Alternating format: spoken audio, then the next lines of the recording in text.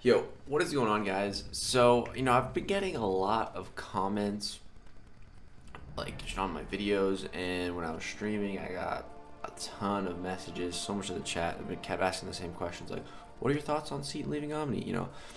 And, I was debating if I should make a video or not, because I've seen other people make videos on it, and, it's not really my place to make a video on it, it's Seatin leaving the alliance. He made his video, like, if you want to, you watch his video.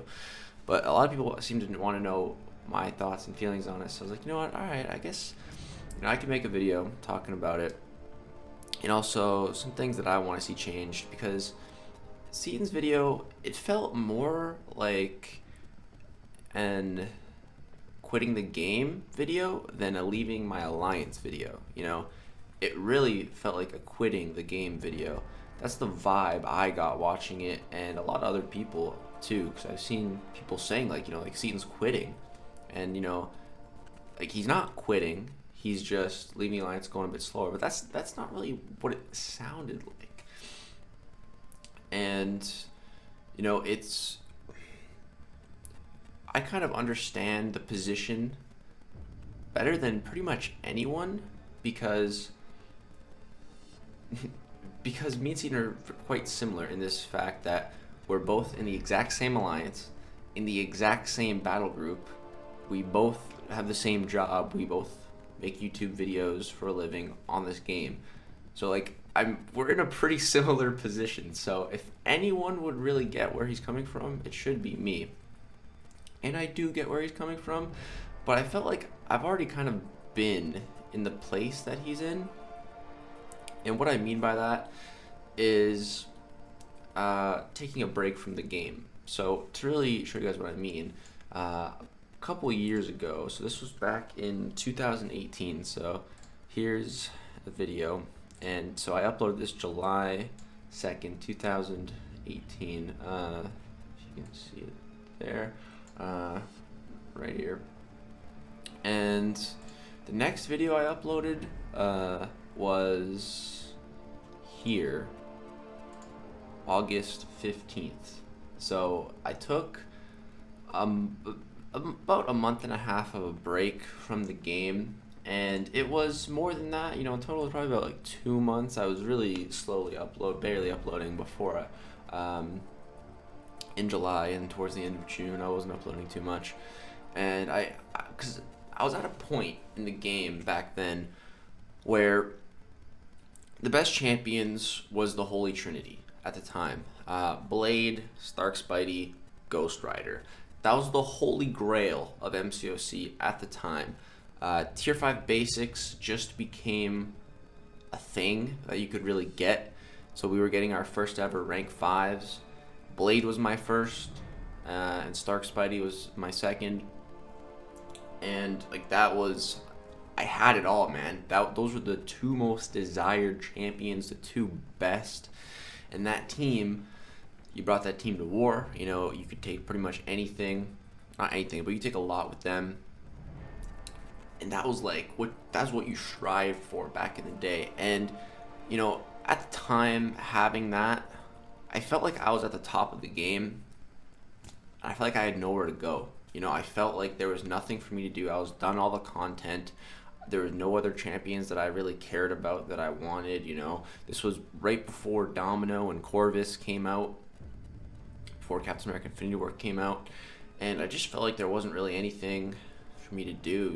I just hit a wall with the game, and I just needed a break, and that's what I did. I took a break, and then when I came back, I came back mainly to go to Comic-Con, to kind of get back into the game before Comic-Con, to make some videos, to make a little bit of money from YouTube before Comic-Con, because I wasn't working at the time. I was just taking time off. I was really doing nothing.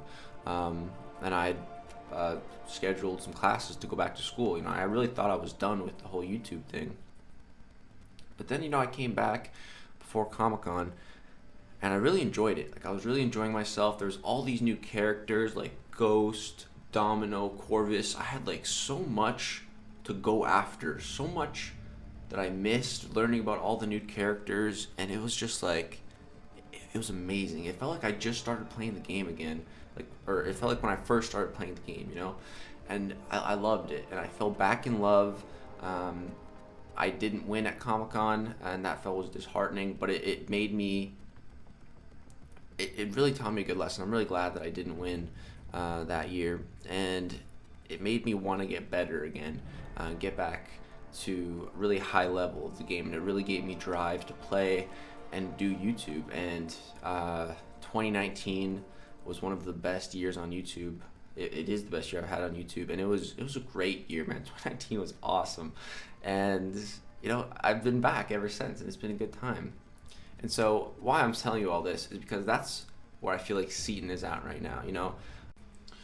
So yeah, guys, I just feel like that's kind of where Seatin is at right now, where I was a couple of years ago, in the fact that he is at the absolute top of the game. He has a top account.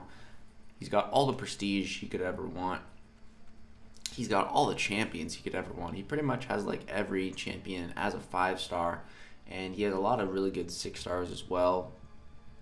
So there's really no point in him trying to acquire new champions, because there aren't many new ones for him to acquire.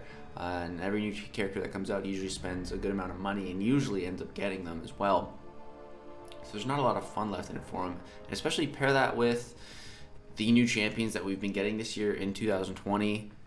They've been underwhelming. A lot of them have been extremely underwhelming. There have been a couple of kind of cool ones, but when they just don't perform as well as some of the characters we're already so accustomed to and so sought after, it really takes out the fun of going for them and really wanting them, So I definitely see where Seatin's at, and the fact that there's just no content left for him to do, and the main resource that we're after in the end game right now is tier 5 class catalysts.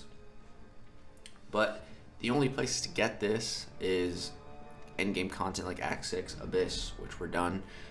Which, to be fair, we both did it pretty fast. In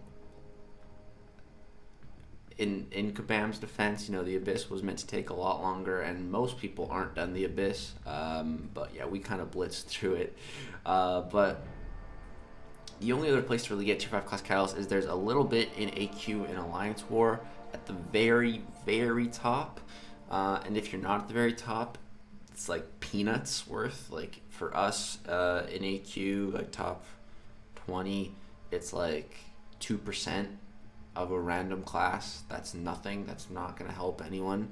And yeah, unless you're like the very top of AQ and War, like you just don't get any. And that's a problem in and of itself, because it's just the rich get richer. Like there's such a gap in prestige, and to fill that gap you need money, and the top people who get the top rewards are just getting more and creating more and more of a gap from everyone else. It doesn't really make sense. There needs to be a better distribution of these new rewards like tier 5 class catalysts, and Kabam's really holding it back. I don't know why, and because they're holding it back, people are leaving the game because there's no drive to do stuff. So I think Kabam should address that, man, and not just sell it for money. They need to make content for it. They need to start regulating it, because otherwise there's just no reason to push for some people like Seatin. But another factor in everything is his second channel, which is what you got to keep in mind, because at the end of the day, Seatin's a YouTuber. That's the name of his game. It's not MCOC. It's not 7 Deadly Sins. It's not any. It's YouTube, and I respect it. Seatin has one of the best grinds and drives for doing YouTube that I've ever seen, and it is insane. I have so much respect. And if it wasn't for Seatin, I probably wouldn't be playing this game. I definitely wouldn't be playing it today, and I definitely wouldn't be doing YouTube for it. I found his channel before I even started playing the game, and he was one of the reasons why I wanted to start a channel on my own. So yeah, I've met him also. I consider Seatin to be a pretty good friend. I was gonna stay at his house. That's our level of friendship. I was gonna stay at his house for a weekend. before this whole virus thing and the trip got canceled. But I consider him a really good friend, and I really do hope that he does come back to the game. I think he just needs a bit of a break, and he's been making videos on another game, Seven Deadly Sins, which is based off an anime which we both watch, and it's a good show. It's a really good show. It's the first anime I ever watched. And so I looked up Seven Deadly Sins Grand Cross. So this is the YouTube channel for the game, made by Netmarble, and it has 38.5k subscribers. And here's Seatin's video, the second one that pops up. That might be a bit skewed because I've looked up Seatin's second channel before, but he has the exact same amount of subscribers as the actual YouTube channel for the game. And I looked at a couple other channels, and just being a YouTuber, the numbers, they make sense to me. I can kind of tell like who's the biggest YouTuber and stuff like that.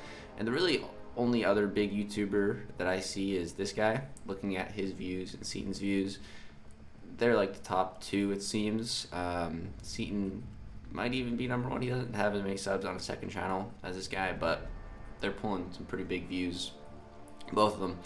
And the difference is between Seatin doing this game and MCOC right now is that he's enjoying this game. He's having fun with this game, a lot more fun. So I mean, that's good, man. I just wish him the best. Hope he has fun, but I do hope that he does come back to MCOC at the end of the day, for Comic-Cons and stuff and events and meetups, that sort of thing. I hope he's there. He's a good guy. But moving on to some other stuff, as far as Act 7 goes, the only quest that I've done here, as you can see, is the third one with Gwen Perion, and I had fun. I had a lot of fun on the actual boss. Some crazy nodes, but found some cool counters. I ended up using Cosmic Ronin. We took him to rank 5, and he destroyed the fight, man. It was awesome. It was cool. And I had a lot of fun in that quest. I haven't tried the first two quests, which I've been hearing a lot of negative feedback about. But I have to try it for myself to really form an opinion. I don't want to just take other people's opinions. But so far in Act 7, I've been having a good time. But the good thing is Kabam does seem to be adamant about taking in feedback on Act 7 and making actual changes. So that's really good to hear. I really do like to hear that.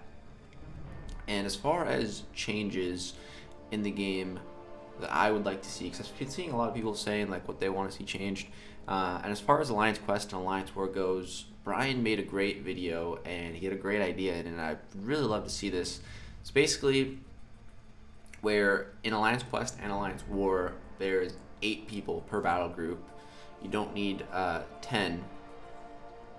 So 8 people can do it, and that would make things so much better. If Brian goes way more into depth, but basically, like, if you're in an alliance, a top tier alliance, and you gotta go on vacation, like, you don't have to leave your alliance. You don't have to give your login to someone to risk cheating or pay a merc to run your alliance while you're gone, your account in the alliance while you're gone, just to stay in it, to keep your account relevant. You can just chill and take a little break because you only need 8 people in AQ and War.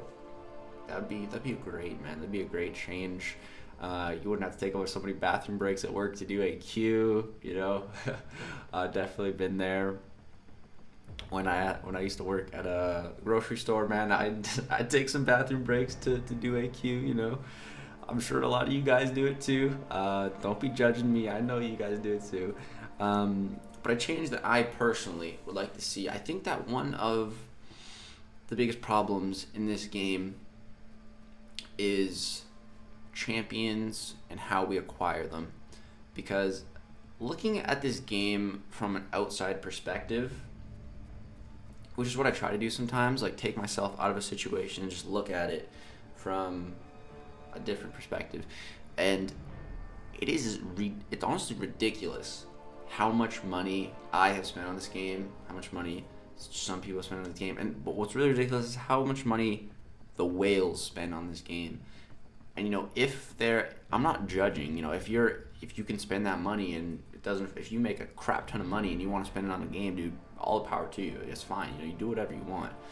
But it's just insane that this game actually requires that much money to get stuff. Like, it's disgusting, honestly, how much money stuff costs in this game. Like, looking at it, like, it's so much money. It is so much money. And usually, it's so much money for a chance. For just a chance at stuff. And it's like, you miss, and it's like, wow, I just spent $100 on, like, nothing. Like, and it's just, that's a problem. It's a real problem. And just so much RNG that even if you're not spending money, you're spending time. You spend an entire month playing this game, putting in time, doing stuff to get a 6-star crystal, and you open it, and you get just a garbage champion that you're going to do nothing with. That just, it sucks, man. It really sucks. I think Kabam really needs to do something about how we go about getting champions and making them not so pay to win to get stuff, you know? I feel like that's such a problem in this game, and it's just, I feel like it's just accepted that we spend so much because we're used to it when we play the game. And, you know, for me personally, you know, I'm in a position where I can make videos on it, so I can make some of the money I spend back in some cases, you know, but usually I'm still losing out on money. But, you know, it's kind of how I justify it to myself.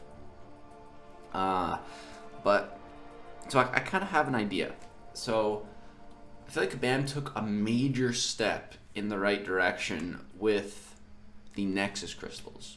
The Nexus crystals, I love them. I absolutely love the idea, and I think that is just great. The problem is Kabam is holding on to them. They don't want to give them out.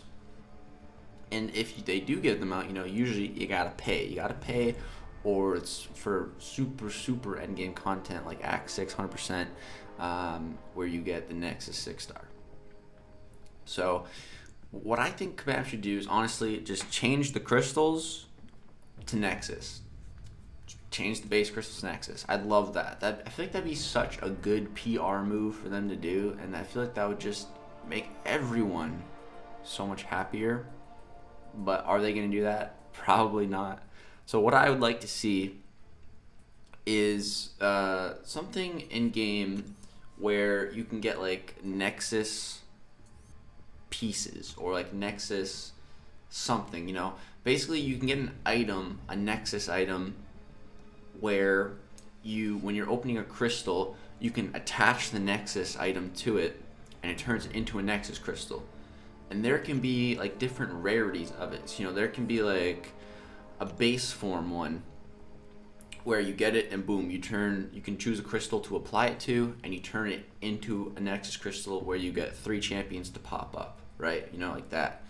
And then there can be a rarer Nexus variant where you can get 4 champions to pop up, and another rarer one where you can get 5 champions to pop up, and another rarer one where you can get 6 champions to pop up, you know, whatever. You know, and it can put it in like a tab like this, a special tab where it's like, you know, where it gives you an objective. You do the objective and you get the Nexus thing. So, you know, like one could be do 100 fights in the incursions, you know.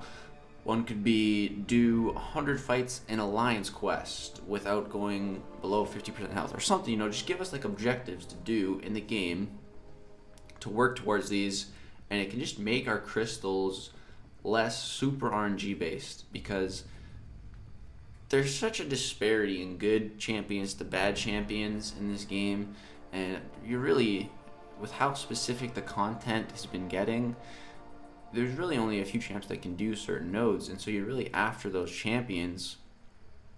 So I feel like this would just be such a good fix, and this is coming from someone who has some really bad 6-star luck, man, and it feels really bad to work so hard for these 6-star crystals to just pull the same crappy, worthless champions over and over again. Like, getting Sig 66 stars, just, it sucks. It feels bad. It feels so bad. I don't use these guys anywhere except for Arena when I do it. And it's just a waste. It's a waste of time it takes to acquire these materials, the effort it takes to acquire the resources, or the money spent to acquire the resources, like for offers.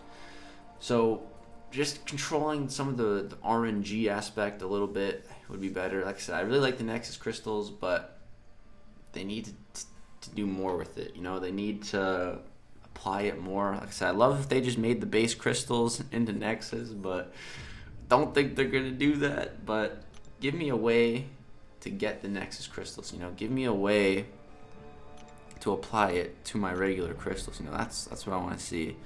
That's really what I want to see in the game. And you know, there's other changes, of course, but I feel like some other videos have covered them. This is what I would love to see in the game, coming from me personally. And yeah, guys, this video's gone on for a while, so I'm gonna stop rambling. Thank you for watching. Hope you enjoyed. Let me know what you think of my idea, and let me know what you guys really want to see changed in the game. That's gonna do it. Again, all the best to Seatin. He's a good dude, and hope he just takes a break, comes back, and yeah, that's gonna do it for this video. Drop a like if you enjoyed. Subscribe to see more content. Thanks so much for watching. Peace out.